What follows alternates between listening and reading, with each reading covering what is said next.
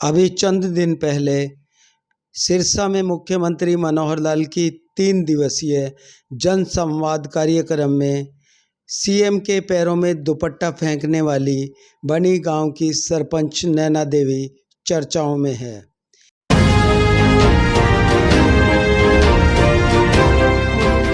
एक और सामाजिक संगठन और खापों ने उन्हें सम्मानित करना शुरू कर दिया है, तो दूसरी ओर अनेक राजनीतिक दलों के नेताओं की जुबान पर भी इस महिला सरपंच का नाम है।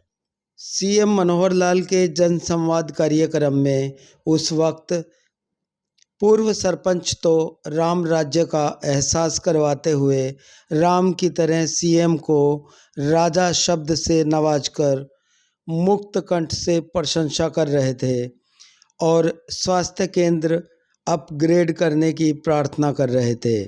सीएम मनोहर लाल भी पूर्व सरपंच की मधुर आवाज़ पर मुस्कुरा रहे थे, परंतु उसी समय नैना देवी ने मंच पर आकर जो किया, सीएम का मूड चौपट हो गया।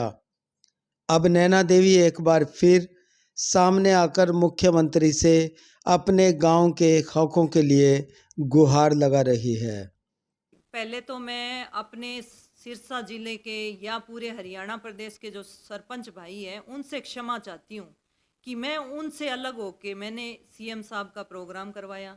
सारी जगह सीएम साहब को सब सरपंच इकट्ठा होके, सब ग्रामवासी इकट्ठा होके काले झंडे दिखा रहे थे, मुर्दाबाद के नारे लगवा रहे थे। फिर भी इन सब से ऊपर उठ के मैंने उनका प्रोग्राम करवाया। हमारा गांव बहुत बड़ा है तो समस्याएं भी ज़्यादा होंगी ना। देखो कि गर्ल्स कॉलेज के लिए मैंने इसलिए बोला है कि एक तो बहुत बड़ा गांव है और हमारे गांव से 25-30 किलोमीटर गर्ल्स कॉलेज है और वो बच्चियों की पढ़ाई प्रभावित होती है। एक मैंने डिमांड मेरी की ये भी थी कि अलग से लड़कियों के लिए ग्राउंड दिया जाए। हम पंचायती भूमि गर्ल्स कॉलेज के लिए, गर्ल्स वो ग्राउंड के लिए पंचायती भूमि भी देने को तैयार है।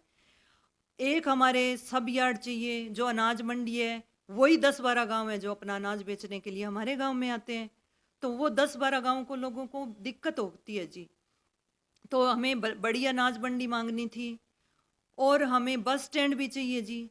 हमें हमारे बस से संगरिया, हनुमानगढ़, सिरसा, रानिया, जयपुर तक की बसें चलती हैं, तो लोगों को बैठने के लिए सहूलियत चाहिए, वहाँ बस स्टैंड नया बनवाया जाए।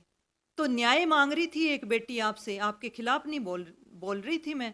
आप एक सरपंच जो गांव की मुख्य होती है उसको ही न्याय नहीं दे सकते, तो फिर आम गरीब तबका या आम महिला के लिए न्याय? फिर आपने ये 50% आरक्षण का ढोंग क्यों रखा? फिर आपने ये पढ़ी लिखी पंचायत क्यों चुनी? अब भाई जो पढ़ा लिखा होगा वो तो हक के लिए आवाज़ उठाएगा।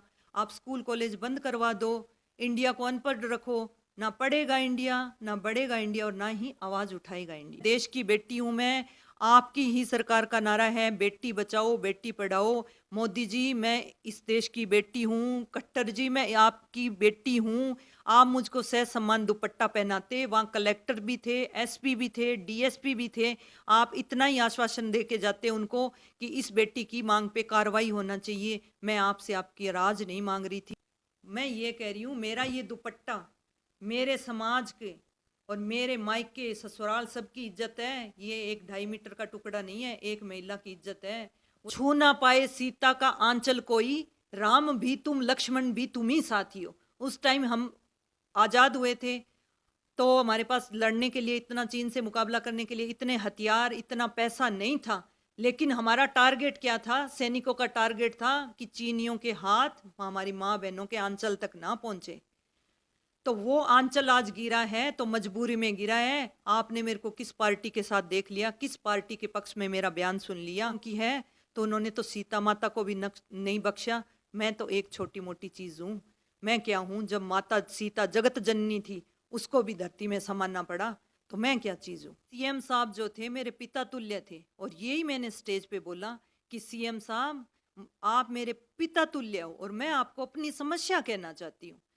आज तक पूरे इंडिया में MP, MLA, CM, cabinet minister, प्रधानमंत्री किस औरत ने अपना दुपट्टा फेंका है? मैंने फेंका है तो कुछ मजबूरी में फेंका है, ऐसे ही नहीं फेंका। मुझे न्याय चाहिए। उपलब्ध है सीएम साहब, एक बार देखो तो सही, आप जागो तो सही। आप सिर्फ तारीफ सुनने के लिए आए हो? आप एक बेटी की समस्या नहीं सुन सकते, फिर आप बेटी महिलाओं को क्या 50% आरक्षण, क्या आप लोकसभा में 33% आरक्षण देने की बात कर रहे हो? जब आप एक महिला की समस्या नहीं सुन सकते, फिर आप उनको लोकसभा में कैसे सुनोगे? आप पुरुष हो, लेकिन एक बेबाक महिला का बेबाक बोलना शायद एक पुरुष को पसंद नहीं आया। हमारे पूरे गांव की इज्जत है, पूरी 36 बिरादरी की इज्जत है, पूरी भारत की बेटी की इज्जत है, पूरी हरियाणा की बेटी हूँ मैं, हरियाणा की बहू हूँ मैं, एक बहू की इज्जत है, एक बेटी की इज्जत है। ये 2.5 मीटर का टुकड़ा मजबूरी में डाला था, कोई नहीं क्यों डाला। मुझे न्याय चाहिए और न्याय के लिए मैं लड़ूंगी।